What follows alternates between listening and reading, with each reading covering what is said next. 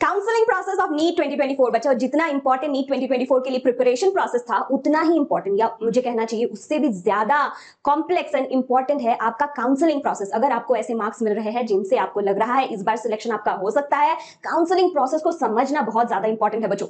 जैसे बहुत सारे कोचिंग इंस्टीट्यूट्स है आजकल, वैसे ही बहुत सारे ऐसे इंस्टीट्यूट्स है जो आपको प्रोवाइड करेंगे काउंसलिंग के लिए हेल्प। ओके, पेड प्रोसेस होता है। अगर आपके पास पैसे हैं, you can spend money on it, please go for it. ठीक है, काउंसलिंग का प्रोसेस अच्छे से करना इंपॉर्टेंट भी है, पर जो बच्चे अफोर्ड नहीं कर सकते काउंसलिंग के लिए स्पेंड करना, उनके लिए मैं सबसे आसान तरीके से काउंसलिंग प्रोसेस को समझाने की कोशिश करूंगी। It is a complex process, but आप अगर ध्यान से सुनोगे, अरे यार फिजिक्स केमिस्ट्री बायो की कॉम्प्लेक्स चीजें समझ के आए हो, ये तो कुछ भी नहीं है, बस थोड़ा सा ध्यान और कंसंट्रेशन की जरूरत है। मैं बहुत सिंपल करके लाई हूं, आपको एक एक चीज समझ आएगी। ठीक है, तो let us quickly begin and understand the process of NEET 2024 counselling. ठीक है, सबसे पहले शुरू करते हैं, धीरे धीरे स्टार्ट करेंगे बच्चों। देखो, नीट 2024 का काउंसलिंग जो है वो दो जगहों से होती है। एक है एमसीसी, जो है आपका मेडिकल काउंसलिंग कमिटी। ठीक है, एक सेकंड बच्चों, मेडिकल काउंसलिंग कमिटी ये है उसका वेबसाइट। ठीक है, ये मैं बता देती हूँ। एक हो रहा है इधर से आपका होता है एमबीबीएस, बीडीएस और बीएससी नर्सिंग। इनके लिए काउंसलिंग होता है किसके थ्रू? मेडिकल काउंसलिंग कमिटी के थ्रू। ये जो है मेडिकल काउंसलिंग कमिटी के थ्रू यहां से काउंसलिंग होता है, और ऑल इंडिया कोटा के थ्रू हर जगह ये एडमिशन करवाते हैं। ठीक है, उसके साथ साथ आ जाता है स्टेट का रोल बच्चों, स्टेट जहां के आप डोमिसाइल। ठीक है, अभी जितने भी मेडिकल कॉलेजेस हैं उसमें से लगभग 300 अराउंड 300 कॉलेज में 100% सीट का अलॉटमेंट होता है थ्रू एमसीसी। बाकी जितने भी गवर्नमेंट मेडिकल कॉलेजेस प्रेजेंट है वहां से स्टेट से होता है 85% सीट फिल। ठीक है, बाकी का 15% फिल होता है एमसीसी के थ्रू, ऑल इंडिया काउंसलिंग के थ्रू। जितने भी दूसरे मेडिकल कॉलेजेस हैं, गवर्नमेंट मेडिकल कॉलेजेस हैं, डीम्ड मेडिकल, प्राइवेट मेडिकल, जितने भी है उसमें 85% स्टेट से होता है, 15% आपके एमसीसी करवाते हैं। ठीक है, उसके बाद आ जाओ हमारे दूसरे भी मेडिकल फील्ड है ना, जैसे आयुर्वेदा, बीएचएमएस, बीएएमएस, यूनानी, ये सारी चीजों, होम्योपैथी, ये सारी चीजों का काउंसलिंग कराता है एक दूसरा कमिटी। इसे कहते हैं Ayush admission central counselling committee. ठीक है, AA CCC, इनका भी वेबसाइट अलग है, इनका भी प्रोसेस एग्जैक्टली सेम है। ठीक है, ये Ayush admission central counselling committee जो AACC है वो ऑल इंडिया काउंसलिंग कराते हैं। उसके साथ साथ उन सब में हमारे स्टेट से 85% government seats government medical college में एडमिशन होता है, और बाकी गवर्नमेंट मेडिकल कॉलेजेस में इनके थ्रू 15% का रिजर्वेशन होता है, मतलब ऑल इंडिया कोटा से 15% होता है। जो यहां हुआ था यहाँ भी सेम है, दोनों के वेबसाइट्स अलग है। अभी तक आप एनटीए का वेबसाइट खोलते आ रहे थे, अभी आपको इधर एमसीसी का वेबसाइट खोलते रहना पड़ेगा या फिर AACCC का वेबसाइट खोलते रहना पड़ेगा, depending upon how much you are getting. अभी कितने मार्क्स पे आपको यहां जंप करना चाहिए, कितने मार्क्स में आपको यहीं स्टिक रहना चाहिए, इसके बारे में हम लोग बात किसी और वीडियो के लिए रख देते हैं। बट यहाँ पे मैं चाहती हूँ सिर्फ आप काउंसलिंग प्रोसेस को समझो, इट्स वेरी इजी, बस ध्यान देने की जरूरत है। हमें समझ आया कि कुछ लगभग 300 मेडिकल कॉलेज, जैसे कि आपका एम्स हो गया, सारे एम्स जितने एम्स प्रेजेंट है, उसके साथ साथ अलीगढ़ मुस्लिम यूनिवर्सिटी, मैमसी, इन सारे मेडिकल कॉलेजेस में, टॉप के मेडिकल कॉलेजेस में, इसका भी मैं अलग से वीडियो ले आऊंगी, टॉप 300 लगभग 305 मेडिकल कॉलेज में डायरेक्ट मेडिकल काउंसलिंग कमिटी के थ्रू 100% सीट फिल होता है। बाकी जितने गवर्नमेंट मेडिकल कॉलेजेस है, रीजनल गवर्नमेंट मेडिकल कॉलेज जो भी आपके स्टेट में होगा, वहां 85% कहां से होता है? स्टेट कोटा के थ्रू, मतलब आपने अपना डोमिसाइल जो भरा था वहां के थ्रू 85% में एडमिशन होता है, 15% उसका भी 15% का सीट एमसीसी के द्वारा फिल होता है। ओके, समझ आया? ठीक है, अभी यहाँ पे डोमिसाइल में बच्चों को बहुत कंफ्यूजन होगा। देखो, डोमिसाइल जो आपने फॉर्म फिलअप के टाइम पे भरा था कि मैं यहाँ का डोमिसाइल हूँ, कुछ क्राइटेरिया था, बेस्ड ऑन दैट आपने अपना डोमिसाइल भरा था, राइट? तो उस डोमिसाइल जहां भी है आपका, वहां के 85% में आप एलिजिबल हो जाते हो। ठीक है, और डोमिसाइल में एक और खेल भी है, ये है कि देखो कुछ स्टेट्स, जैसे फॉर एग्जांपल वेस्ट बंगाल, ये ओपन स्टेट कहलाते हैं। मतलब इस 85% जो वेस्ट बंगाल का सीट है, वहां पे दूसरे स्टेट्स भी अप्लाई कर सकते हैं, इसे कहते हैं ओपन स्टेट। ठीक है, और कुछ होते हैं close state, for example Gujarat, वहां का जो 85% सीट है वो गुजरात के बच्चों को ही वो लोग देंगे। ठीक है, ये कौन सा ओपन स्टेट है, कौन सा क्लोज स्टेट है, इसके बारे में बाद में बात करेंगे। अभी बस इतना जान लो, कुछ ऐसे मेडिकल कॉलेजेस हैं जहां 100% सीट एमसीसी के थ्रू फिल होते हैं, बाकी जितने भी गवर्नमेंट मेडिकल कॉलेज रह गए हैं वहां 85% स्टेट कोटा एंड 15% एमसीसी के थ्रू होता है। सेम यहां भी होता है, तो मैं इसका पूरा प्रोसेस एक्सप्लेन करूंगी, एग्जैक्टली डिट्टो सेम इसका भी प्रोसेस है, मतलब होम्योपैथी, यूनानी, आयुर्वेदिक, सिद्धा, सबका सेम प्रोसेस होगा। ठीक है। सो सबसे पहले शुरू करते हैं बच्चों, ये आपको वेबसाइट भी मैं दिखा देती हूँ। अभी एनटीए को छोड़ के बार बार आपको मेडिकल काउंसलिंग कमेटी का वेबसाइट खोलते रहना पड़ेगा, देखते रहना पड़ेगा कि registration process is starting, click करना पड़ेगा, वहां रजिस्टर करना पड़ेगा। I will tell you all the process, ठीक है। और हमारे AYUSH admission central counselling committee का वेबसाइट है दूसरा, ये वाला आप देख सकते हो, ठीक है। चलो, सबसे पहले जैसे ही रजिस्ट्रेशन ओपन होगा, ठीक है, पहले तो रिजल्ट आएगा, आपका स्कोर कार्ड आएगा, फिर आपको पता चलेगा कि हाँ यू आर एलिजिबल और नॉट। उसके बाद रजिस्ट्रेशन शुरू होगा। आप एमसीसी के वेबसाइट पे जाओगे, रजिस्ट्रेशन ओपन, क्लिक हियर लिखा रहेगा, तो सबसे पहले आप वहां पे करोगे रजिस्ट्रेशन। एग्जैक्टली जिस तरीके से आपने फॉर्म फिलअप किया था, बिल्कुल उसी तरीके से रजिस्ट्रेशन करना है। अपना डिटेल्स भरना है, ओटीपी आएगा, कैप्चा भरना पड़ेगा, सिक्योरिटी पिन वगैरह डालना पड़ेगा, सिंपल रजिस्ट्रेशन प्रोसेस होगा वहां पे, ठीक है। दूसरा चीज वहां पे होगा पेमेंट। पेमेंट के बगैर तो गाड़ी आगे ही नहीं बढ़ेगी, है ना। पेमेंट करना पड़ेगा आपको वहां पे। हर कैटेगरी का अलग पेमेंट है, अगले स्लाइड में मैं दिखा दूंगी किसको कितना पे करना पड़ेगा। इस पेमेंट में एक है रिफंडेबल, रिफंडेबल मतलब एक ऐसा अमाउंट है जो रिफंडेबल है, एक है नॉन रिफंडेबल, ठीक है। नॉन रिफंडेबल एक पैसा है, एक अमाउंट है, वो भी मैं दिखाऊंगी, ठीक है। पहले आपने रजिस्ट्रेशन किया, पेमेंट किया, ठीक है। उसके बाद आपको करना पड़ेगा सबसे इंपॉर्टेंट चीज, तो पूरे काउंसलिंग में जो सबसे महत्वपूर्ण चीज है वो है चॉइस फिलिंग। चॉइस फिलिंग, ठीक है बच्चों, चॉइस फिलिंग। इसका मतलब क्या है? इसका मतलब यह है कि आपको अपने चॉइस के हिसाब से based on the preference order आपको मेडिकल कॉलेजेस के नाम भरने हैं। कितने कॉलेज के नाम भर सकते हो? अनगिनत। जितने मेडिकल कॉलेज एमसीसी के द्वारा सीट जिसमें भी दिया जाता है सारे के सारे फिलअप कर दो, कोई एक्स्ट्रा पैसा नहीं है। ज्यादा नंबर ऑफ मेडिकल कॉलेज का नाम भरा मतलब एक्स्ट्रा पैसा, ऐसा कुछ नहीं है। चॉइस फिलिंग प्रेफरेंस के अनुसार करो। ये सबसे सबसे सबसे इंपॉर्टेंट स्टेप है काउंसलिंग का बच्चों। क्यों? मान लो मेरा मार्क है 602, ठीक है, सॉरी 702, ठीक है। अभी मुझे लगा नहीं 710 में अनरिजर्व कैटेगरी का एम्स खत्म हो जाता है, तो मैं एम्स प्रेफरेंस में मैं नंबर 1 पे एम्स को रखूंगा ही नहीं, मैंने नंबर 1 पे रख दिया मैमसी को, ठीक है। मौलाना आजाद मेडिकल कॉलेज को नंबर 1 पे रख दिया, क्योंकि मुझे लगा अरे मिल ही नहीं सकता यार 705 या 702 में मुझे एम्स तो कहीं नहीं मिल सकता, मैमसी मैंने प्रेफरेंस में नंबर 1 रख दिया। अभी ऐसा हो गया कोई एम्स लायक बच्चा, मतलब 715 लायक 15 मार्क्स लाने वाला बच्चा भी ये सोचा कि अरे एम्स के लिए मुझे अपने स्टेट से, घर वालों से दूर उधर जाना पड़ेगा, मुझे वहां नहीं जाना, मुझे अपने स्टेट में ही टॉप जो मेडिकल कॉलेज मिल रहा है मैं वहीं पढ़ लेता हूं, ठीक है। ऐसा भी होता है बच्चों, एम्स को छोड़ते भी हैं बहुत बच्चे, ठीक है। तो अगर ऐसा हुआ सीट वेकेंट रह गया, और ऐसा हो सकता है कि 700 नंबर पे भी एम्स मिल जा रहा है, बट क्योंकि आपने 702 या 706 पे भी अपना प्रेफरेंस पहला मैमसी रखा, तो आपको नहीं मिलेगा सीट एम्स में, आपको वही मिलेगा जो आपने प्रेफरेंस लिस्ट में भरा है। तो प्रेफरेंस लिस्ट एकदम top to bottom depending upon the rank of the medical college, आप लोग बैठ के अभी अभी काम और कुछ नहीं करना है, आपको समझ आ गया कि मुझे कितने मार्क्स मिल रहे हैं, उस पर मेरा सीट मिल सकता है नहीं मिल सकता मेडिकल कॉलेज का, बैठ के बस रैंकिंग देखो, लिस्ट बनाओ कि मुझे कौन से प्रेफरेंस लिस्ट पे डालना है मेडिकल कॉलेज का नाम, बैठ के बनाओ, ठीक है। इट इज इंटरेस्टिंग ऑल्सो, ठीक है, पढ़ाई तो है नहीं, कौन से मेडिकल कॉलेज में जाने के चांसेस है, it is an interesting thing to do as well, है ना। तो ये करो पहले तो, ठीक है। चॉइस फिलिंग वेरी इंपॉर्टेंट, आपने चॉइस फिलिंग कर दिया, 1 2 3 4 प्रेफरेंस के हिसाब से 5, एकदम जितने भी मेडिकल कॉलेज है आपने चॉइस फिलिंग कर दी। अभी गवर्नमेंट यहाँ पे वो वेबसाइट यहाँ पे आपसे 2 से 3 दिन का लॉकिंग पीरियड देगा, मतलब इसको लॉक अभी तक नहीं किया है, ठीक है, इसको कहते हैं लॉकिंग ऑफ चॉइस, ठीक है। 3 से 4 दिन देंगे, क्या करने के लिए?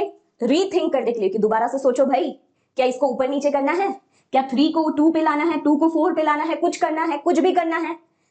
2 से 3 दिन इसको रीशफल रीथिंक करने के लिए 2 से 3 दिन दिया जाएगा। उसके बाद फोर्थ यहां पे जो काम होगा वो है locking of your choices, choice filling, locking of choices. यही सबसे इंपॉर्टेंट चीज होता है आपके पूरे काउंसलिंग प्रोसेस का, ठीक है। First thing of your counselling process is done.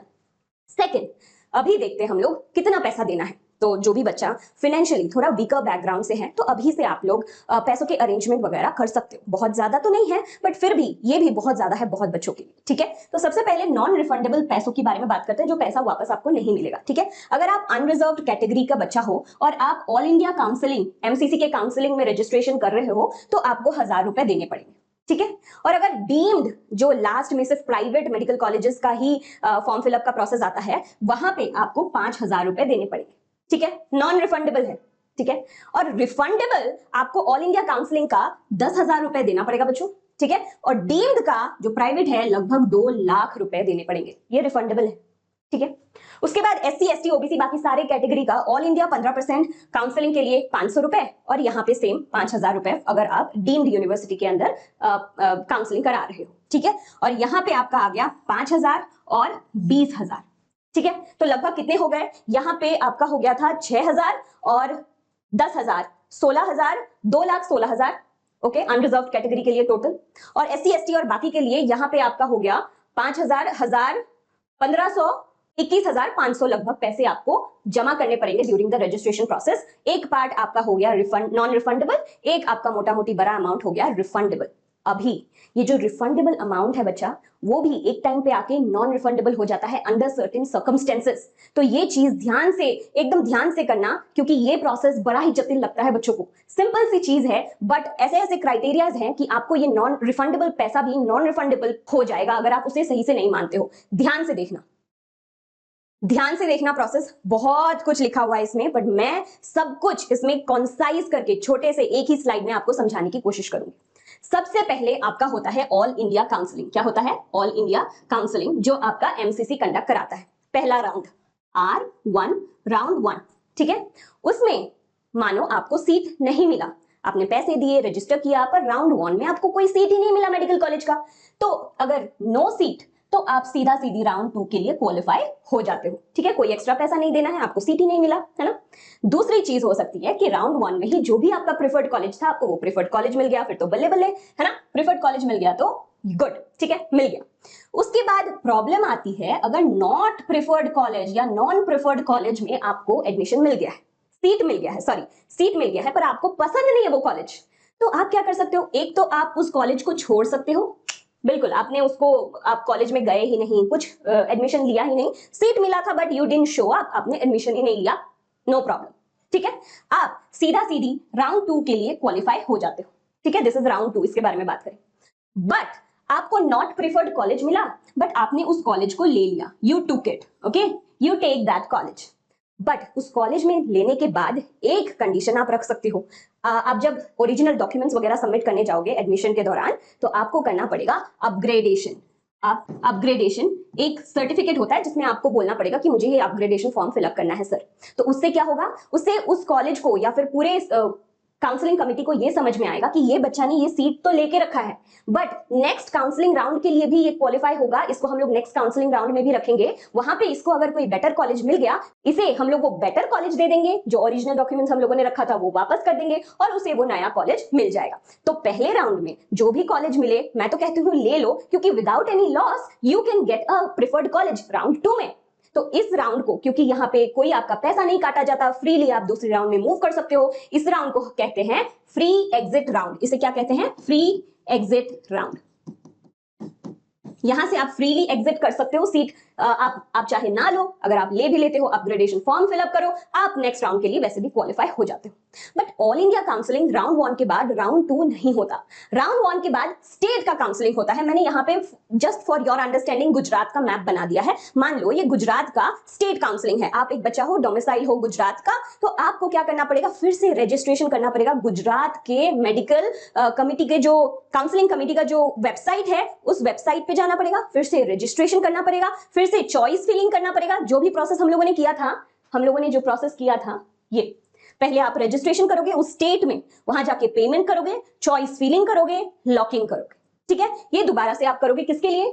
अपने स्टेट के लिए। यहां आपको सीट नहीं मिला, कोई बात नहीं, आप ऑल इंडिया काउंसलिंग राउंड 2 के लिए क्वालिफाई हो जाते हो या स्टेट काउंसलिंग के लिए क्वालिफाई हो जाते हो। ये है स्टेट काउंसलिंग, ठीक है, ये है आपका स्टेट काउंसलिंग। मैं कोई और कलर से लिखती हूँ तो थोड़ा सा समझ आएगा आप लोगों को कि ये है आपका स्टेट काउंसलिंग 1, ठीक है।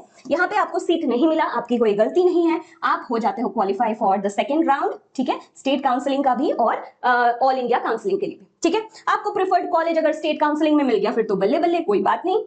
अगर नॉट प्रिफर्ड कॉलेज मिला, ऐसा कॉलेज मिला जो आपको नहीं चाहिए, आप सेम चीज कर सकते हो, इधर आप उसे ना लो या फिर लेके अपग्रेडेशन फॉर्म भर लो, क्योंकि जब आप कोई सीट लेने जाते हो मेडिकल कॉलेज का तो आपको अपने ओरिजिनल डॉक्यूमेंट्स लेके जाना पड़ता है और वो ओरिजिनल डॉक्यूमेंट्स जमा कर देना पड़ता है बच्चों। तो इसीलिए वेरी इंपॉर्टेंट कि आप ये अपग्रेडेशन फॉर्म भी साथ में भरवाओ फर्स्ट राउंड में अगर सिलेक्शन होता है, ताकि सेकेंड राउंड में जब काउंसलिंग होगा तो आपका भी उसमें नंबर काउंसलिंग में वो लोग कैलकुलेट करेंगे, बेटर सीट मिला तो आराम से आप वहां जा सकते हो, ओरिजिनल डॉक्यूमेंट्स वापस से मांग सकते हो। ठीक है, ये हुआ राउंड 1 काउंसलिंग। कोई डेंजर नहीं था, इसे हम लोग कहते हैं फ्री एग्जिट राउंड। लिया तो लिया, नहीं लिया तो नहीं लिया, ना कोई पैसा कटा जाएगा ना कुछ हुआ जाएगा। दिक्कत आती है राउंड 2 काउंसलिंग में। राउंड 2 काउंसलिंग में देखो क्या होता है, राउंड 2 काउंसलिंग के लिए कोई एक्स्ट्रा से रजिस्ट्रेशन फीस नहीं करना पड़ता। ठीक है, जो आपने रजिस्टर किया था वही चलेगा, बट चॉइस फिलिंग दोबारा से करना पड़ता है। अभी आपको न्यू चॉइस फिलिंग करना पड़ेगा। ठीक है, ये है ऑल इंडिया काउंसलिंग। चलो, ऑल इंडिया काउंसलिंग राउंड 2। ठीक है, आपने दोबारा से चॉइस फिलिंग किया। ठीक है, अगर यहां सीट नहीं मिलता है क्या होगा, आप राउंड 3 के लिए क्वालिफाई हो जाते हो, आपकी कोई गलती नहीं, आपको सीट ही नहीं मिला है। अगर आपको प्रेफर्ड कॉलेज मिल जाता है तो बल्ले बल्ले। अगर not preferred college that you do not prefer, वो मिल जाता है आपको, तो क्या यहाँ पे ऑप्शन था, इधर आप उसे नहीं लो या फिर आप उसे ले भी लो तो क्या होगा, आप अपग्रेडेशन कराने के आपके पास मौका होता है। यहाँ पे अगर आपने नहीं लिया राउंड 2 में तो आपका पूरा का पूरा जो फीस था, रिफंडेबल नॉन रिफंडेबल दोनों गया। गवर्नमेंट कहता है मैंने 2 बार तुझे मौका दिया, दोनों बार तूने सीट नहीं लिया, पैसा तो तेरा गया। तो यहां पे तुम्हारा फीस रिफंडेबल नॉन रिफंडेबल। ठीक है, उसके बाद अगर तुमने ले लिया यहां पे, लेकिन कोई अपग्रेडेशन नहीं होगा, जो लिया वही कॉलेज इज फिक्स। ठीक है, यहां पे अपग्रेडेशन करके कि चलो ये ले लेता हूं, राउंड 3 में भी देखूंगा क्या होता है, नहीं। यहां ले लिया, पैसा यहां ले लिया, अपने डॉक्यूमेंट्स जमा कर दिए, फुल एंड फाइनल यही कॉलेज में पढ़ना है, वरना तुम काउंसलिंग प्रोसेस से बाहर। नीट नेक्स्ट ईयर देना, 25 का नीट देना, मार्क्स लाना, फिर से काउंसलिंग प्रोसेस में एंटर करना, you are out of the process हो जाएगा। अगर लेने के बाद भी आपने मेडिकल कॉलेज नहीं लिया तो, मतलब अपना डॉक्यूमेंट्स वगैरह जमा किया उसके बाद आपने मेडिकल कॉलेज वो नहीं लिया, you will be out of the process. तो राउंड 2 में मेडिकल कॉलेज में एडमिशन बहुत सोच समझ के लेना ही नहीं तो अगर तुमको लगता है थर्ड राउंड में मुझे बढ़िया मेडिकल कॉलेज फिर भी मिलने के चांसेस हैं, क्योंकि आप अपने मार्क्स, अपने रैंक वगैरह से समझ जाओगे फर्स्ट राउंड में कितनों को मिला था, सेकंड राउंड में कितनों को मिला था, कितना सीट खाली है कौन से कॉलेज में, ये सारी डिटेल्स आते रहेंगे। अगर आप ध्यान से उस पर नजर बनाए रखो तो you will be able to strategically understand कि कौन सा मुझे लेना है नहीं लेना है। तो वेरी केयरफुल कि अगर राउंड 2 में आपने लिया और आप उस मेडिकल कॉलेज में नहीं गए पढ़ने, you are out of the counselling process. Same आपका स्टेट काउंसलिंग उसके बाद होता है बच्चों, उसके बाद स्टेट काउंसलिंग राउंड 2 होता है। ठीक है, इसके बाद स्टेट काउंसलिंग राउंड 2 होता है। अगर सीट नहीं मिला कोई बात नहीं, आप दूसरे राउंड के लिए क्वालिफाई हो जाते हो। प्रेफर्ड कॉलेज मिला फिर तो बल्ले बल्ले। अगर नॉट प्रेफर्ड कॉलेज मिला तो अगर आपने नहीं लिया, ठीक है, तो आपका पैसा गया, फी आपकी नॉन रिफंडेबल भी वापस नहीं करेंगे, 2 बार मौका दिया था, आपका गया। सेकेंड, अगर आपने सीट ले भी ली और आप उस मेडिकल कॉलेज में नहीं पढ़ाई किए, ठीक है, you are out of the counselling process, आपको मौका नहीं दिया जाएगा। ठीक है, you are out of the process, counselling से हो गए बाहर। लेने के बाद भी अगर आपने सोचा मैं उस मेडिकल कॉलेज में नहीं पढ़ूंगा, फिर तो आप गए। ठीक है, you are out of the counselling process, कोई अपग्रेडेशन नहीं होगा। राउंड 2 इसीलिए बहुत ज्यादा क्रूशियल है। आ जाते हैं अभी राउंड 2 के बाद round 3, all India counselling round 3। ठीक है, यहां पे भी आपको सीट नहीं मिला तो आप राउंड 4 पे जाते हो। ठीक है, राउंड 4 पे जाते हो। प्रिफर्ड कॉलेज मिल गया तो फिर ठीक है। अगर नॉट प्रिफर्ड कॉलेज मिला और आपने, कोई कॉलेज तो आपको दिया जाएगा बट आपने उसे लिया नहीं, you are out of the counselling process. निकलो, अगले साल नीट देना, अगले साल देखेंगे। अगर आपने लेके भी उस मेडिकल कॉलेज में पढ़ाई स्टार्ट नहीं की, अपग्रेडेशन का तो यहाँ पे कोई प्रश्न ही नहीं आता है, आपने एडमिशन लेके भी पढ़ाई स्टार्ट नहीं किया मेडिकल कॉलेज में, आपको दोबारा 4th राउंड या स्ट्रे वैकेंसी राउंड जिसे हम लोग कहते हैं उस पे नहीं बैठने दिया जाएगा, you are out of the process. ठीक है, उसके बाद आ जाता है स्टेट काउंसलिंग राउंड 3। ये जो ऑल इंडिया काउंसलिंग राउंड 3 है, स्टेट काउंसलिंग राउंड 3 है, इन दोनों को ही एक साथ मॉप अप राउंड भी कहते हैं बच्चों। ठीक है, स्टेट काउंसलिंग पे आ गए, अभी यहाँ पे सीट नहीं मिला कोई बात नहीं, आप राउंड 4 के लिए हो जाते हो क्वालिफाई। ठीक है, प्रिफर्ड कॉलेज मिला आपको तो फिर तो बल्ले बल्ले। अगर नॉट प्रिफर्ड कॉलेज मिला, सेम वही चीज होगा, अगर आपने नहीं लिया, you are out of the counselling process, tata bye bye, तुझे नहीं लेना है, चल निकल, अगले साल नीट का एग्जाम फिर से देना, फिर देखना। उसके बाद अगर लेके भी आप पढ़ने नहीं जाते हो उस मेडिकल कॉलेज में, फिर भी आप हो जाते हो उस राउंड से बाहर। और याद रखना ये थर्ड जो राउंड है उसके लिए नया रजिस्ट्रेशन होता है, नए से फॉर्म फिलअप होता है, नया पैसा देना पड़ता है इन बच्चों को जिन्होंने राउंड 2 में सीट मिलने के बावजूद भी नहीं लिया। बट जिसको कभी सीट मिला ही नहीं है उनके लिए नहीं है, but her bar choice feeling नए से होगा। फिर से आप लिस्ट भरोगे, हर बार जब काउंसलिंग होगा चॉइस फीलिंग हर बार नया से होगा, ठीक है। इसके बाद आ जाते हैं बच्चों राउंड 4 का। आई होप अभी तक आप समझ पा रहे हो कि मैं क्या कह रही हूं। ये जिगजैग फैशन में चलता है, all India counselling, state counselling, all India counselling, state counselling, all India counselling, state counselling. इसके बाद आ जाता है फोर्थ राउंड जिसमें बहुत सारे प्राइवेट यूनिवर्सिटीज आ जाते हैं बच्चों। ये फोर्थ राउंड का एक इंपॉर्टेंट चीज मैं दिखाना चाहती हूँ, लास्ट ईयर का है ये नोटिस, 31 अक्टूबर 2023 का नोटिस है बच्चों एमसीसी की तरफ से। इसमें आप ध्यान से देखो, to prevent the wastage of precious medical seats, ठीक है। इसीलिए कोर्ट के पास गए एमसीसी और कहा कि एक्सटेंशन कर दे, लास्ट डेट जो एडमिशन का लास्ट डेट है उसका एक्सटेंशन और थोड़ा कर दिया जाए, for extension of last date of admission of under graduate course and to conduct a special stray vacancy round for the vacant MBBS, BDS and BSc nursing seats of all India quota and state quota, ठीक है। और ये last round है, fourth round या stray vacancy round, ये last round है। आपको इस वेबसाइट में जाके इसके लिए रजिस्ट्रेशन करना है। ये कौन सा वेबसाइट है? एमसीसी का ही वेबसाइट है, www.mcc.nic.in, ठीक है। अभी एनटीए का पीछा छोड़ दो, आपको अभी एमसीसी ही करना है अगर आप मेडिकल कॉलेज में घुस जाते हो। अभी खतरनाक चीज देखो, अभी एक खतरनाक चीज देखो, इसे अच्छे से पढ़ो। The security deposits of candidate who do not join their allotted seats in stray vacancy round will be forfeited and such candidates will be debarred from taking NEET exam for the next year। क्या समझ आ रहा है कि भाई अगर fourth round के लिए form fill up किया, फोर्थ राउंड के डीम्ड कॉलेजेस का तो आपने देखा था, अनरिजर्व कैटेगरी का तो 2 लाख तक का रजिस्ट्रेशन फी था, है ना। तो भाई फोर्थ राउंड में आपने पैसा दिया, आपने रजिस्ट्रेशन किया, आपको सीट मिला, ठीक है। ये एमसीसी के पास भी लास्ट मौका है सारे मेडिकल कॉलेज को सीट को फिलअप करने का। तो आपको सीट मिला, आपने सीट यहां पे क्या किया, लेके भी छोड़ दिया, ठीक है। तो आपको किया जाएगा forfeited from getting the money वापस, plus you will be debarred from taking NEET exam for the next year. मतलब 2024 में वैसा बच्चा को नीट 2024 का एग्जाम नहीं दिया गया था जो 2023 में सीट मिलने के बावजूद भी छोड़ दिए थे स्ट्रे वैकेंसी राउंड में। तो आपको अगर लगता है कि मैं और मेहनत करके नेक्स्ट ईयर नीट दूंगा और इस बार जो लास्ट के मेडिकल कॉलेज में मुझे सीट मिल रहा है मैं उसके लिए अप्लाई ही नहीं करता हूं, तो फोर्थ राउंड के लिए रजिस्ट्रेशन ही मत करना, ठीक है। समझ में आया? तो इट्स वेरी इंपॉर्टेंट। अगर नहीं समझ आ रहा है बच्चों, रिवाइंड करके दोबारा से स्टेप्स देख लो, इजी है बट थोड़ा कॉम्प्लिकेटेड है। कहीं पे आपका पैसा वापस नहीं आ रहा है, कहीं पे आप काउंसलिंग से बाहर हो जा रहे हो, तो मैं नहीं चाहती कि मैं दोबारा से प्रोसेस रिपीट करूं, बेकार का वीडियो बहुत लंबा हो जाएगा। If you didn't get it in the first place, आप ये वीडियो दोबारा से चलाओ, आपको समझ जरूर आएगा बच्चों, ठीक है। तो आगे बढ़ते हैं और बात करते हैं कौन से डॉक्यूमेंट्स अभी इंपॉर्टेंट है। मैंने बता दिया पूरा काउंसलिंग प्रोसेस किस तरीके से होता है। अभी आपको अगर समझ आ गया हो, आपको करना है कुछ इंपॉर्टेंट काम, जैसे मेडिकल कॉलेज की लिस्ट बैठ के बना लिया आपने कि मैं प्रिफर्ड लिस्ट किस तरीके से, मेरा लिस्ट क्या होगा, मतलब मेरा प्रेफरेंस अनुसार। उसके बाद आप अपने डॉक्यूमेंट्स रेडी कर लिए, तो ये है लिस्ट ऑफ डॉक्यूमेंट्स। तो लिस्ट ऑफ डॉक्यूमेंट्स में पहले provisional allotment letter generated online from the MCC portal. जब आपको अलॉट कर दिया जाएगा ये सीट या ये मेडिकल कॉलेज का सीट, ये इस लड़की का है, इस लड़के का है, तो वो उसको प्रिंट आउट निकाल के आपके पास रखना है। एडमिट कार्ड यूजी 2024 का जो एनटीए की तरफ से इशू हुआ था, एडमिट कार्ड का कॉपी फर्स्ट पेज भी रखने से हो जाएगा। रिजल्ट या रैंक जो आपको मिला है उसका प्रिंट आउट, ठीक है। आपका date of birth, class 10 pass certificate and marksheet, 12th pass certificate and marksheet, लगभग 8 से 10 passport size photograph, same photograph जो आपने नीट यूजी के एप्लीकेशन फॉर्म में चिपकाया था, ठीक है। आइडेंटिटी प्रूफ, कोई भी photo identity proof, Aadhaar, PAN card, driving licence, voter ID, passport, कोई भी वोटर, ये सब रेडी करके रखना।